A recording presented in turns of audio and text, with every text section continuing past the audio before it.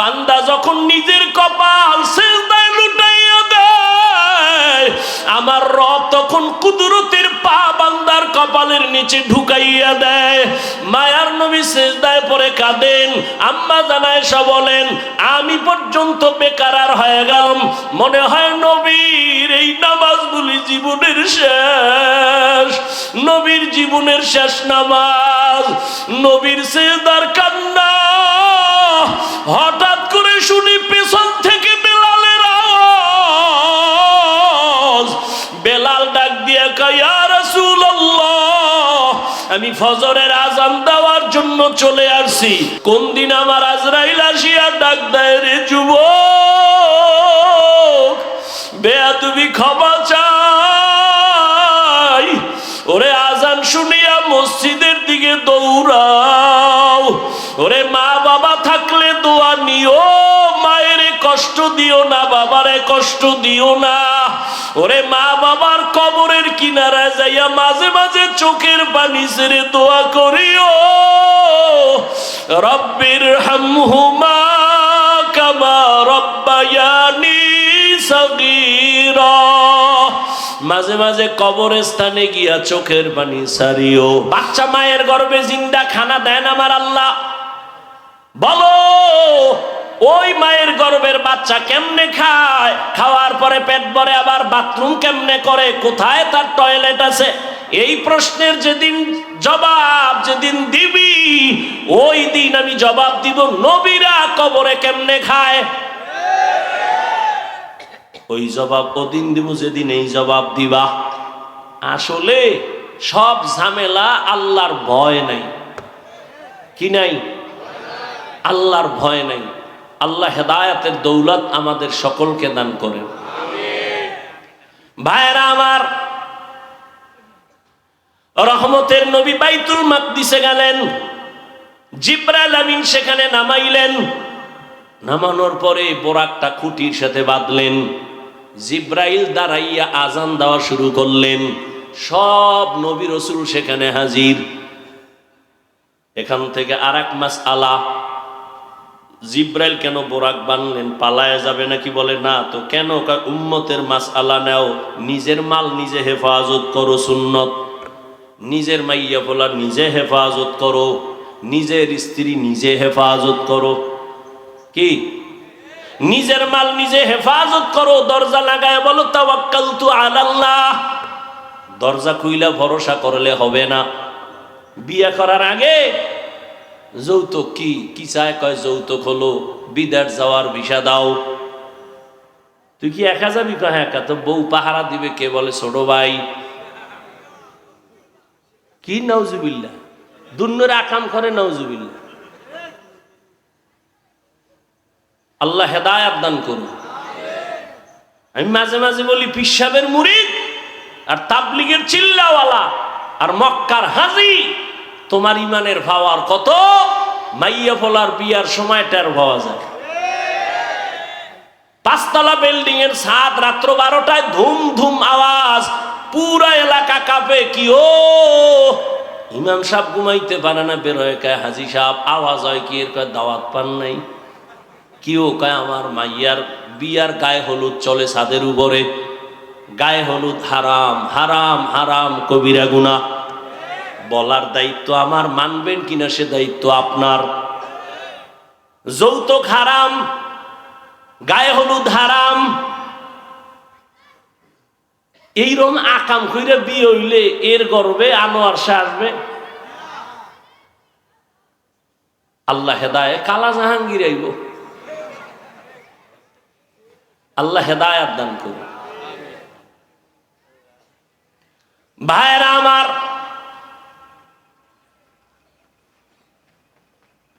জিবরাইল বুঝায় দিলেন নিজের মাল নিজে হেফাজত করো। জিবরাইল আজান দিছেন, নবীও তো পারতেন আজান দিতে, নবী দিলেন না কেন? নবীজি দিলে তো ভেজাল লাগে যাইব। কয় কেমন? নবী যখন বলতে বলতে বলবেন হাইয়া আলা সালাহ, নবী যখন বলবেন নামাজের দিকে আসো, বাই ফোর্স ওয়ার্ডার, যখন মানবা না সাথে সাথে কাফের। এই জন্য আল্লাহ নবীর দিয়ে অর্ডার দেওয়ায় নাই, জিব্রাইল আজান দাও, নবীর জবানে বললে তো এটা বাই ফোর্স ওয়ার্ডার হয়ে যাবে, নবীর ওয়ার্ডার না মানলে সে কাফের হয়ে যাবে। জিব্রাইল দিয়া বলাইলেন, মুয়াজ্জিন দিয়া বলাইলেন, এরপর যদি তুমি না যাও অন্তত কাফের হবা না, ফাসিক হয়ে যাওয়া। আল্লাহ কুফরি থেকে উম্মতেরে বাঁচায় দিলেন নবীর মাধ্যমে। আজান নবী দেন নাই, এবার নামাজের ইমামতি রহমতের নবী করলেন। সব নবী রসুল, রসুলের পেছনে নবী আমার ইমাম। ওখান থেকে আল্লাহ নবীরে ইমামুল মুরসালিন বানায় দিলেন। এবার এখান থেকে রহমতের নবী উপরে রওয়ানা।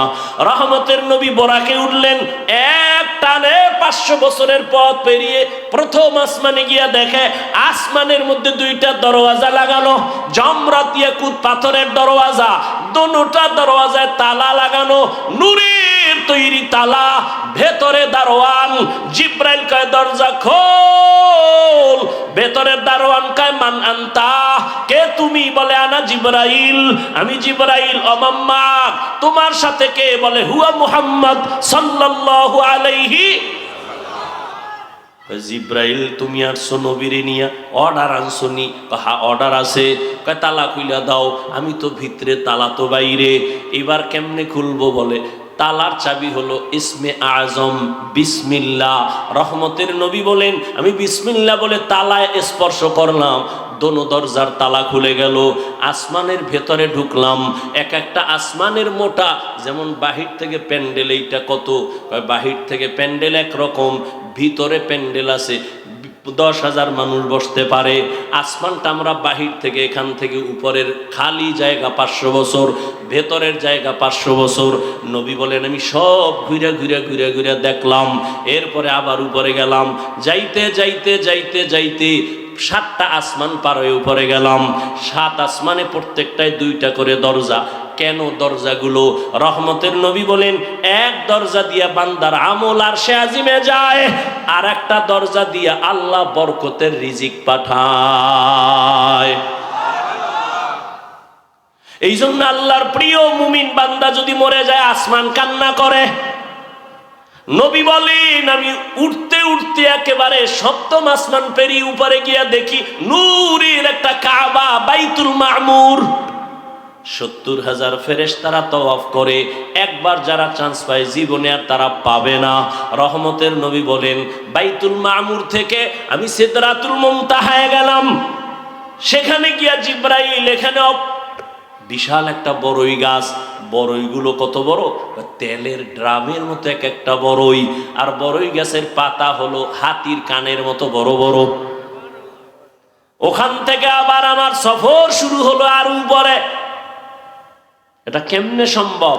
আল্লাহ জবাব দিলেন সুবহান, তোমার অসম্ভবের প্রশ্ন থেকে আমি পবিত্র। সুবহানাল্লাযী আসরা বিআবদিহি লাইলাম মিনাল মাসজিদিল হারাম ইলাল মাসজিদিল আকসা।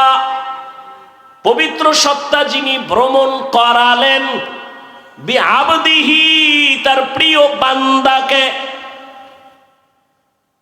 এখানে আরো কিছু কথা বলবো। আল্লাহ তাআলা কোরআনের ভেতরে আবার নবীজির কোথাও নাম নেন নাই, অন্য নবীর নাম নিলেন ইয়া নূহ ওয়া নাদাইনাহু ইয়া ইব্রাহিম।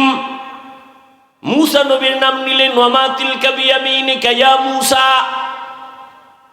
ইসমাইল নবীর নাম নিলেন, ইব্রাহিমের নাম নিলেন, নূহের নাম নিলেন, দাউদের নাম নিলেন, সুলাইমানের নাম নিলেন।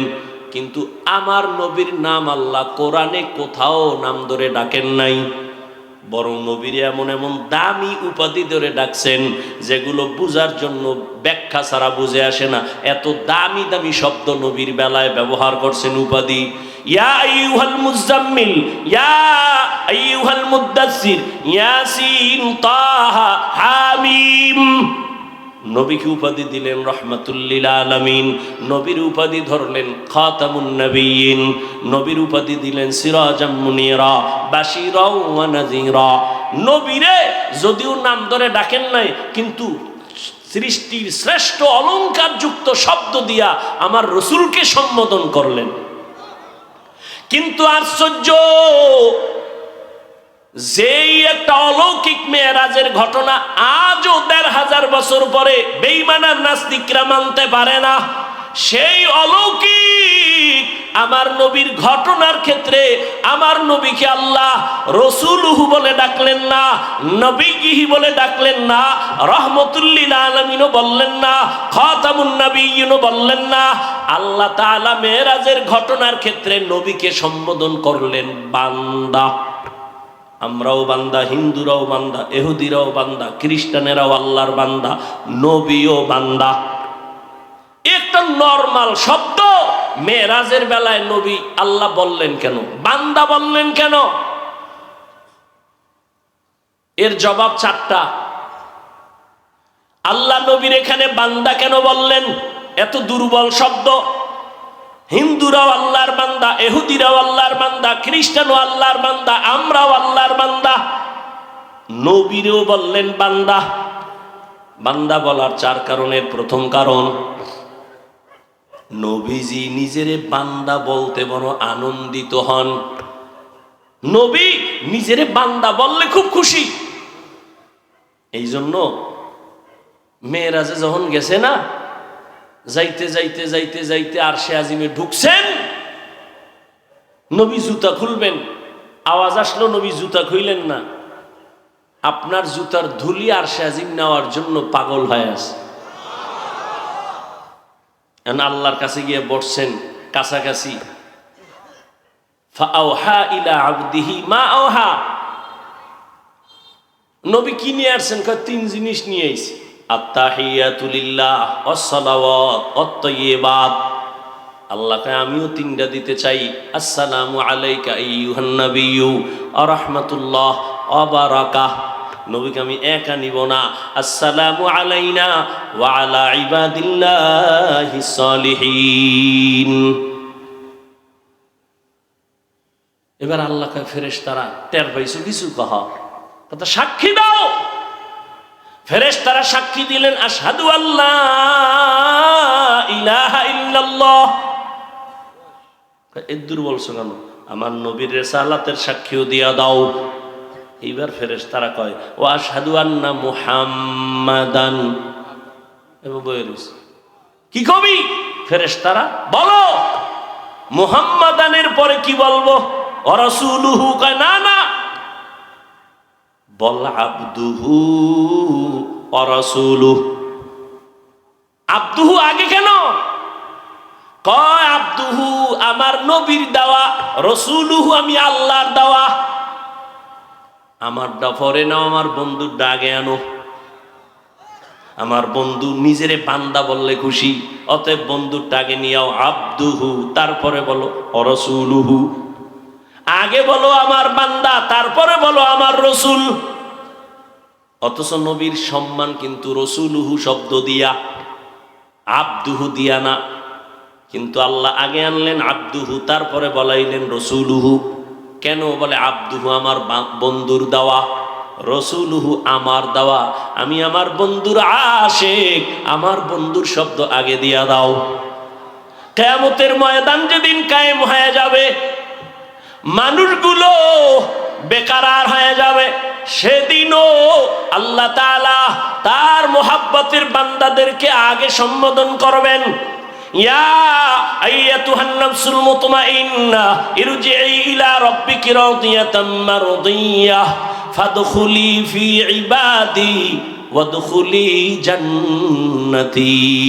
এই জান্নাতীরা, আগে জান্নাতের দরজা খোলা হবে না, তালা লাগানো, চাবি হলো মুহাম্মদের হাতে। অতএব জান্নাতের দিকে না যাইয়া নূরের তৈরি আরশে আজিমের নিচে আশ্রয় নাও। ওখানে আমার কলিজার বান্দাগুলো বসা, মুতমাইন্নাওয়ালারা ওখানে বসা আছে। আমার প্রিয় বান্দাদের কাতারে ঢুকো, তারপরে জান্নাতে যাও। আগে আমার বান্দাদের মধ্যে ঢুকো, আমার বান্দাদের প্রিয় যারা সেখানে আছে। ইয়া আইয়াতুহান নাফসুল মুতমাইন্না ইরজিই ইলা রাব্বিকি রাদিয়াতাম মারদিয়া ফাদখুলি ফি ইবাদি ওয়াদখুলি জান্নাতি। ভাইরা আমার, নবী বান্দা বললে খুশি, এই জন্য এখানে বান্দা বললেন। 2 নাম্বার জবাব, বান্দা বলিয়া নবীরে ডাকলেন কেন?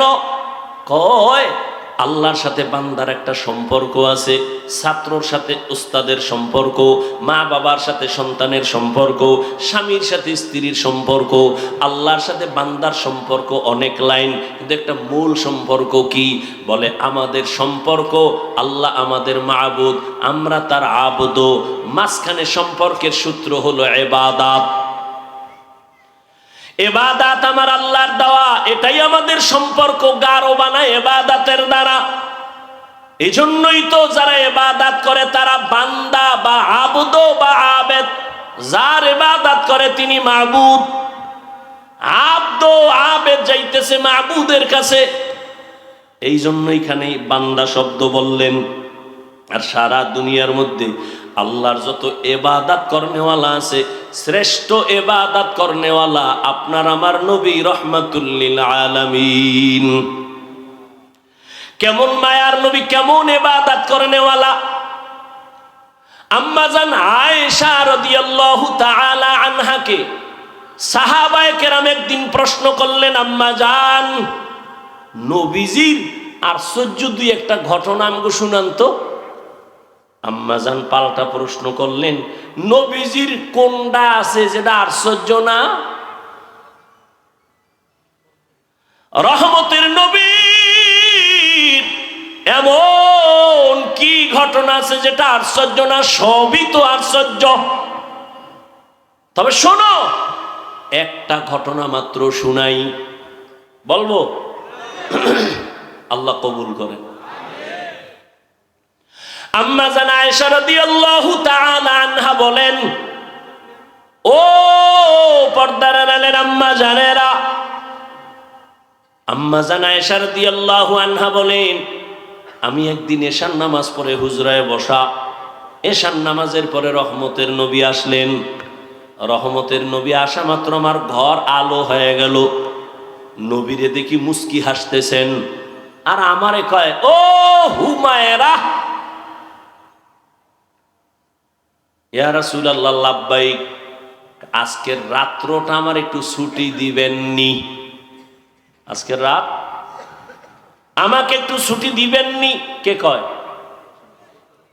দেখছেন কে কয়? নবী। কারে কয়? আয়েশা রাদিয়াল্লাহু আনহাকে বলেন, আজকের রাত আমার একটু ছুটি দিবেননি? আপনারা চাননি ছুটি? হ্যাঁ, কি এর ছুটি? আউলা জাউলা দৌড় টেলিফোন করলে বলে, এই সময় টেলিফোন কেন, খবর আছে। রহমতের নবী উম্মতের আদর্শ। আম্মাজানকে বলেন, নবী বললেন, ও হুমায়রা আমাকে আজকের রাতের ছুটি দিবেননি? আম্মাজান কয়, ভাবতেছিলাম নবী বোধহয় অন্য কোনো বিবির ঘরে হয়তো যাবেন। আমি হাসি দিয়ে বললাম, ইয়া রাসূলুল্লাহ, সব সময় ভয়ে থাকি, আমার বয়স কম, কখন জানি না অজান্তে বেয়াদবি হয়, আপনি আমার কাছে অনুমতি চাইবেন আর আমি বলবো না, এটা কেমনে হয়?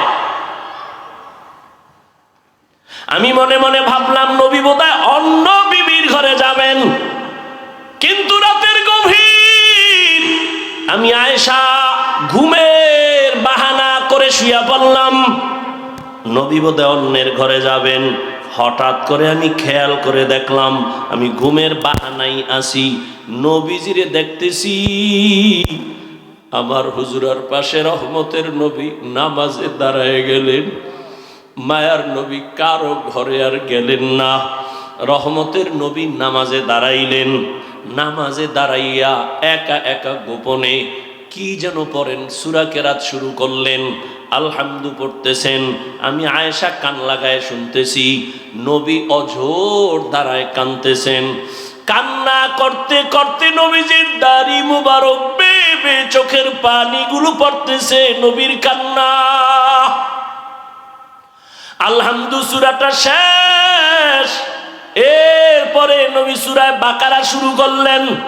ভাবলাম আমার নবী বোধহয় কয়েক পৃষ্ঠা পইরা রুকুর মধ্যে যাবেন, কিন্তু না, সাহাবারা আমি আয়েশা খেয়াল করতেছি নবী পুরা সূরা বাকারাই শেষ করে ফেললেন। নবী পড়তেছেন আর কাঁদতেছেন, পড়তেছেন আর কাঁদতেছেন। নবীজির কান্নায় বুক ভেসে যায়, দাড়ি ভিজে ভিজে পানি পড়ে বৃষ্টির মতো। ভাবলাম নবী সূরা বাকারাটা শেষ করে রুকুর মধ্যে যাবেন না, রহমতের নবী পরের সূরাটাও তেলাওয়াত শুরু করলেন। তেলাওয়াত চলতেছে চলতেছে, মায়ার নবীর চোখের পানি পড়ে দাড়ি মোবারক ভিজে যাইতেছে। নবীজি সূরা বাকারার পরে সূরাটা পড়তেছেন, মাঝখানে না সেই সূরাটা পুরাই শেষ করলেন। এরপরে ভাবলাম নবী রুকুতে যাবেন, দেখলাম না, নবী তারপরের সূরাটাও শুরু করলেন। আর কান্না বন্ধ নাই। নবী পরের সূরাটা 3 নাম্বার সূরা পুরাটাই শেষ করে ফেললেন। এরপরে নবী রুকুতে যাবেন না, নবী দেখি আবার পঞ্চম সূরা তেলাওয়াত শুরু। মায়ার নবীর কান্না মনে হয় যেন দুনিয়া কম্পমান হয়ে গেল। নবীর কান্না চলতেছে, তেলাওয়াত চলতেছে, কান্না চলতেছে, গভীর রাতে আর তেলাওয়াত চলতেছে দীর্ঘ সময়। মনে হয় যেন রাত এখন শেষ হয়ে যাবে। নবী মাত্র প্রথম রাকাতে নামাজের তেলাওয়াতে আছেন, চোখের পানিতে নবীর জামা ভিজে যাচ্ছে, দাড়ি ভিজিয়া গেল। দীর্ঘ সময় আমি আমার আয়েশার হায়াতে নবীকে এত কান্না দেখি নাই, এত কষ্ট দেখি নাই। দীর্ঘ টাইম দাঁড়াইয়া তেলাওয়াত করার পর মায়ার নবী সবে মাত্র রুকুর মধ্যে চলে গেলেন। নবী রুকুতে গিয়া আর মাথা উঠান নাই। মনে হয় যেন নবী কান্না করে বেহুশ হয়ে যাবেন। নবীজি এই পরিমাণ ইবাদত করেন, কান্না করে নবী রুকুর থেকে উঠেনি না। অনেক সময় সীমাহীন দেরি করার পর মায়ার নবী এবার দাঁড়ায় গেলেন। দাঁড়াইয়া এরপরে নবী মাত্র প্রথম রাকাতের প্রথম সিজদায় রওয়ানা। মায়ার নবী যখন প্রথম রাকাতের প্রথম সিজদায় চলে গেলেন, সিজদায় গিয়ে যে আবার সে কান্নার আওয়াজ। মায়ার নবী কাঁদতেছেন প্রথম সিজদায়, দ্বিতীয় সিজদাও দেন নাই। প্রথম রাকাতের প্রথম সিজদা, রহমতের নবীর কান্না, নবী আর মাথা উঠান না। এই পরিমাণ সময় লাগাইয়া সিজদায় গিয়া নবী কাঁদেন। মায়ার নবী বলেন, আচ্ছা আচ্ছা জিদু ইয়াসজুদু আলা কদামির রহমান। বান্দা যখন নিজের কপাল সিজদায় লুটাইয়া দেয়, আমার রব তখন কুদরতের পা বান্দার কপালের নিচে ঢুকাইয়া দেয়। মায়ার নবী সিজদায় পড়ে কাঁদেন। আম্মা জান আয়েশা বলেন, আমি পর্যন্ত বেকারার হয়ে গেলাম। মনে হয় নবীর এই নামাজগুলি জীবনের শেষ, নবীর জীবনের শেষ নামাজ। নবীর সিজদার কান্না হঠাৎ করে শুনি পেছন থেকে বেলালের আওয়াজ। বেলাল ডাক দিয়ে কয়, ইয়া রাসূলুল্লাহ, আমি ফজরের আযান দেওয়ার জন্য চলে আসছি, তাড়াতাড়ি আপনি প্রস্তুতি গ্রহণ করেন। আযানের সময় কাছাকাছি চলে আসছে, ফজরের সময় অতি নিকটবর্তী। আম্মাজান বলেন, নবী মাত্র প্রথম রাকাতের প্রথম সিজদায় এখনো কান্না, ওদিকে বেলালের আওয়াজ। ফজরের সময় কাছাকাছি, দ্রুত রেডি হয়ে যান। আম্মাজান আয়েশা রাদিয়াল্লাহু আনহা বলেন, আমার মায়ার নবীর এই রকম আশ্চর্য হাজারো ধরনের ঘটনা। আম্মাজান একদিন বলেন, ইয়া রাসূলুল্লাহ, আপনি জীবনে তো কম কষ্ট করলেন না, আপনার জীবন মনে হয় দুঃখে দুঃখে গেল। তবে আমি আয়েশা জানতে চাই, আপনার জীবনের বেশি দুঃখের ঘটনা কোনটা?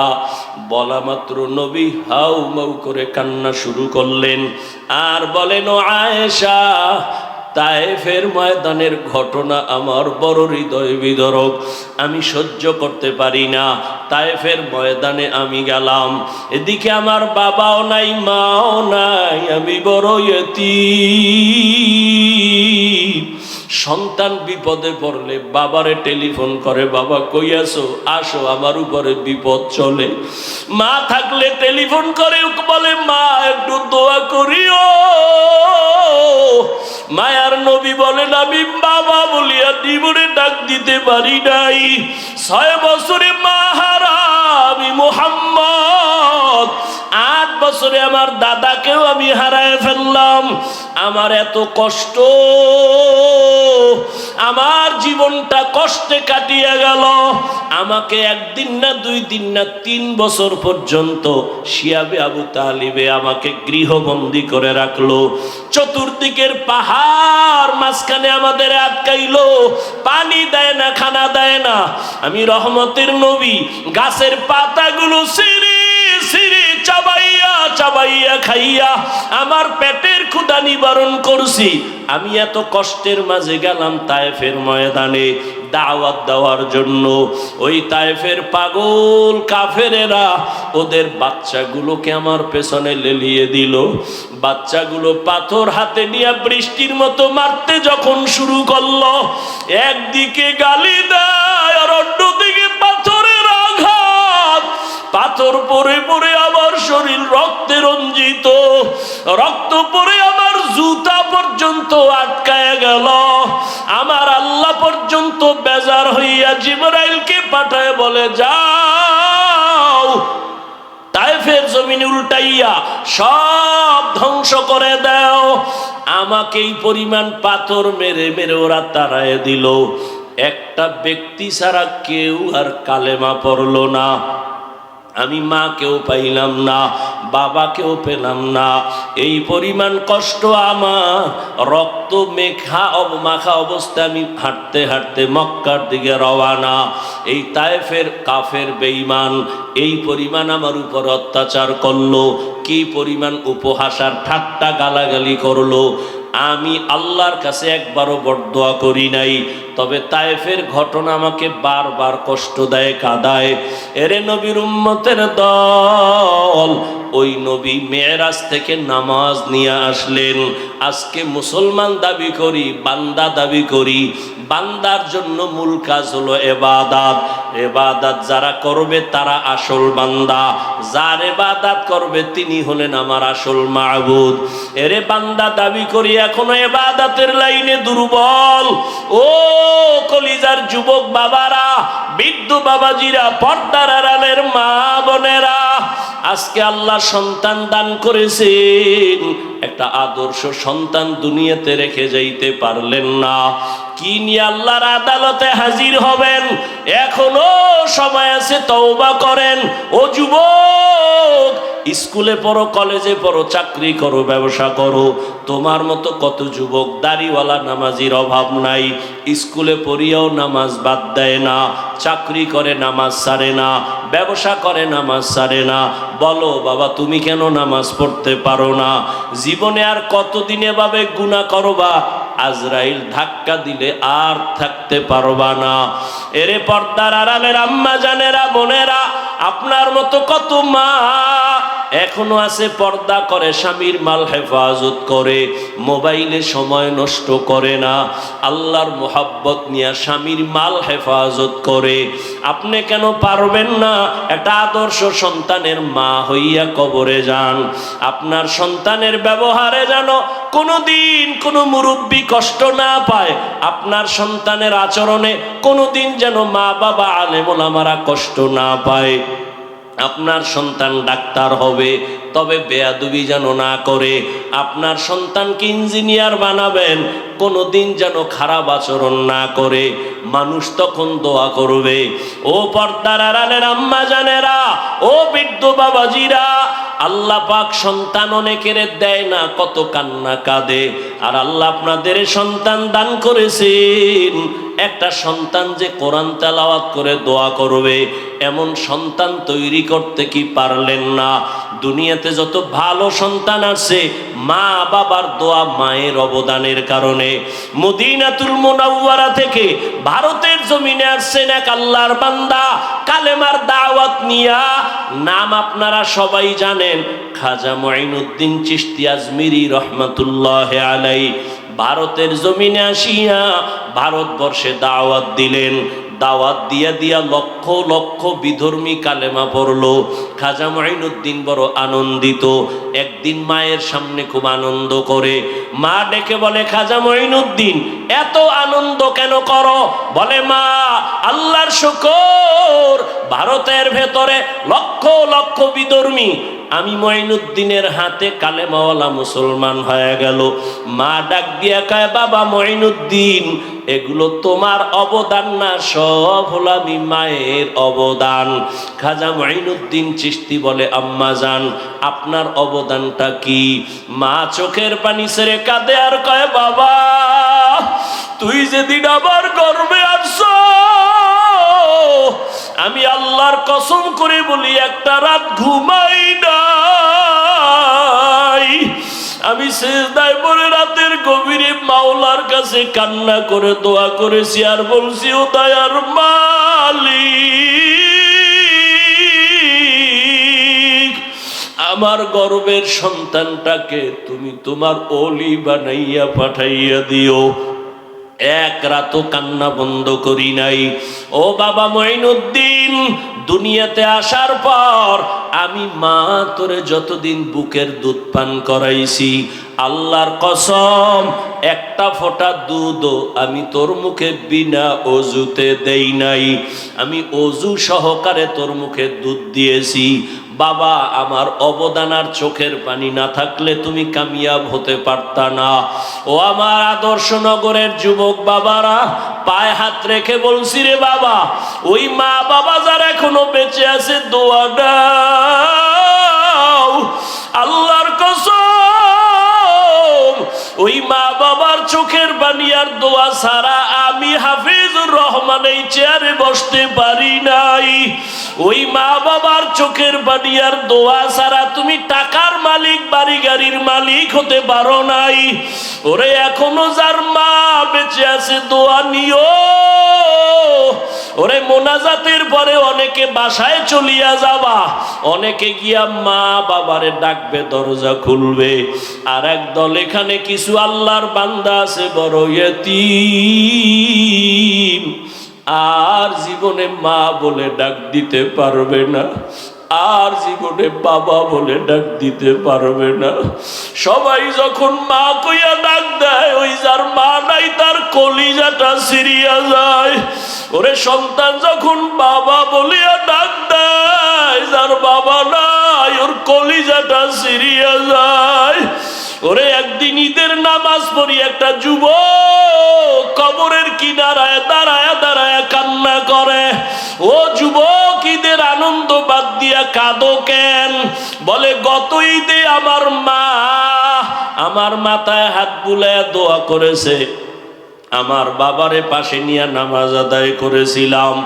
আজকে যখন ঈদের নামাজের জন্য ঘর থেকে বের হইতেছি, হঠাৎ আমার কথা মনে পড়ে গেল, আমার মা আমার মাথায় হাত দিয়া দোয়া করবেন। হঠাৎ মনে পড়িয়া দেখি মায়ের বিছানাটা খালি, আমার মা সাদা কাফনে কবরে পড়ে আছে, আমার বাবাও নাই, আমি বড় ইয়তীম।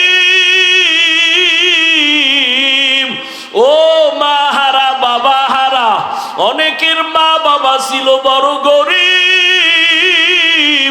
কষ্ট করিয়া করিয়া তোমাকে আমাকে মানুষ বানাইছেন। কত বাবা গরিবী হালাতে ছিলেন, বাবার মানে মাঝে মাঝে মনে চাইতো ইলিশ মাছ কিনিয়া খানা খাবে, টাকার অভাবে খেতে পারে নাই।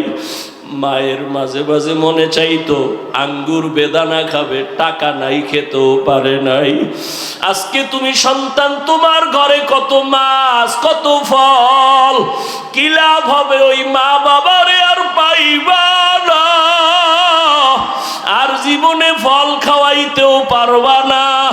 ওই মা বাবারে যদিও পারবা না, তবে দুই ফোঁটা চোখের পানি পাঠাইয়া দাও রে নিষ্ঠুর।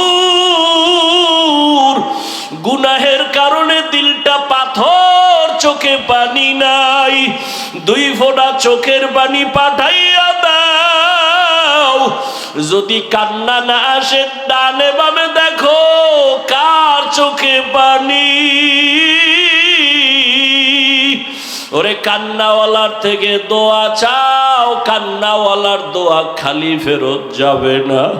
ও আমার কলিজার যুবক বাবারা, যাদের মা বাবা এখনো বেঁচে আছে, এই রত্ন হারাইস না রে বাবা। এখনো পারলে ঘরে গিয়া মাকে বলিস, মা মাথায় হাত দিয়া দোয়া করিয়া দাও। তোমার দোয়া সারা জীবনে সফলতা আসবে না। মা, ওয়াজের প্যান্ডেলে কত মানুষের কাঁদতে দেখলাম, আমার কপাল বড় খারাপ, আমার চোখে পানি নাই। গুনাহের কারণে বুঝি আল্লাহ বেজার, তুমিও আমার উপরে বেজার। আজকে তওবা করে আসছি, আর নামাজ ছাড়বো না, দাড়ি কাটবো না, বেপরদায় চলবো না, আর মুরব্বীদের সাথে বেয়াদবি করব না। মা, তুমি আমার মাথায় হাত দিয়া দোয়া করে দাও। যদি বলতে পারো দেখবা মায়ের চোখে পানি চলে আসবে। মা ডাক দিয়া বলবে, বাবা আয় আয়। মাথায় হাত দিয়া ডাক দিবে, আরশে আজিমের মালিক, আমার কলিজার সন্তানটাকে তুমি কবুল করে নাও।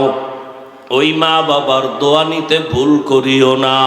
যদি অন্যায়ভাবে কষ্ট দিয়া থাকো, গোপনে গিয়া ক্ষমা চাইও। শিক্ষকের দোয়া ছাড়া আগাইতে পারবা না। কষ্ট দিয়া থাকলে দোয়া নিও ক্ষমা চাইয়া। আলেম ওলামার মনে আঘাত দিয়ে আগাতে পারবা না। যদি বিরোধিতা অন্যায় করো, বেয়াদবি করো, ক্ষমা চাইও। আসল মানুষ হইয়া কবরে যাও। কত চোখের সামনে আজকে কত আল্লাহর বান্দারা নাই। এই এলাকায় 11 সালে যখন আসছি, আমার ভাই ছিলেন আব্দুল মান্নান সাহেব, দুনিয়ার থেকে চলে গেছেন। হাজী মনির সাহেব দুনিয়ার থেকে চলে গেছেন। চোখের সামনে তাদের কত অবদান এই মাদ্রাসার পেছনে। আজকে আমি এখানে বয়ান করতেছি, তারা থাকলে কতই না তারা আনন্দ পাইতো। এক এক করে সবাই চলিয়ে গেছে।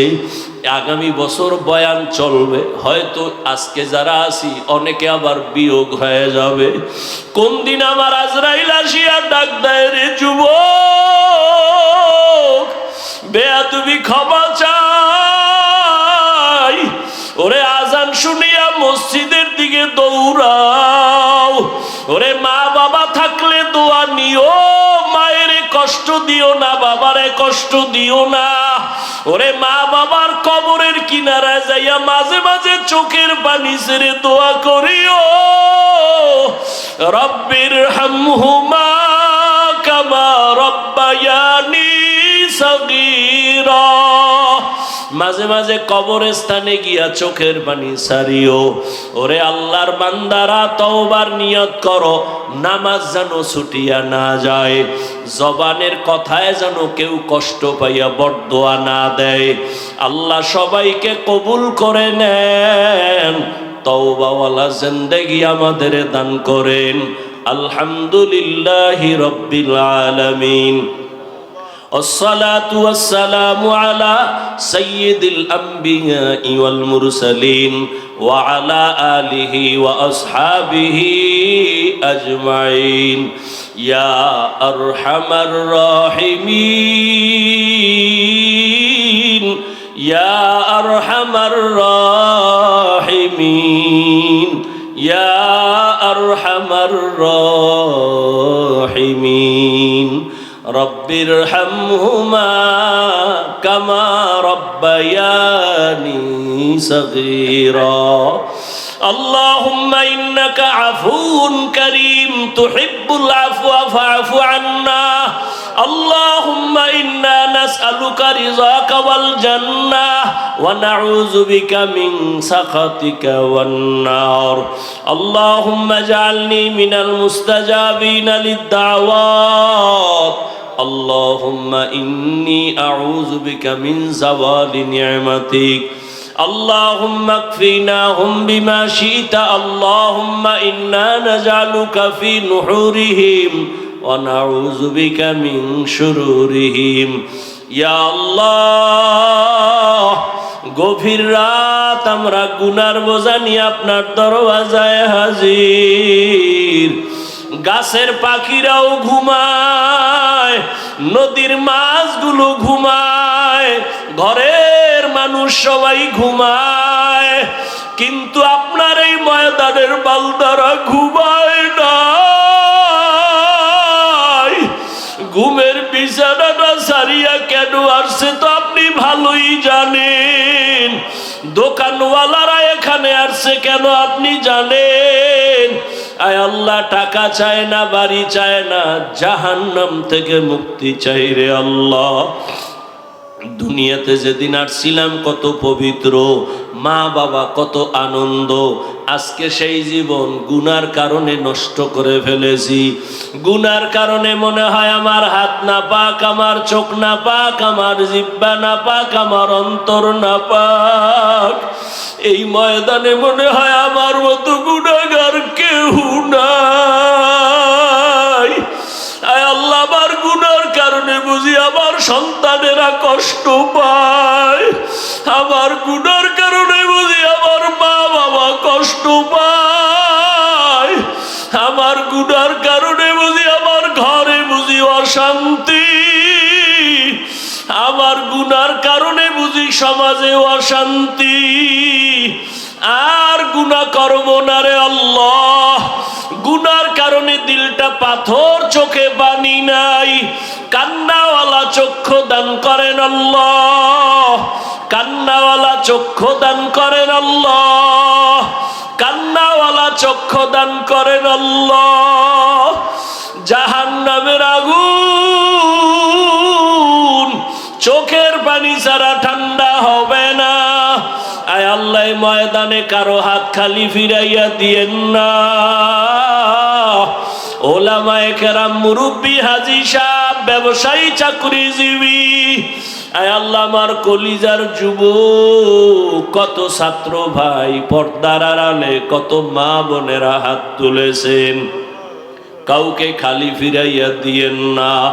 ও আল্লাহ, আপনি যদি ফিরাইয়া দেন জাহান্নাম ছাড়া উপায় নাই।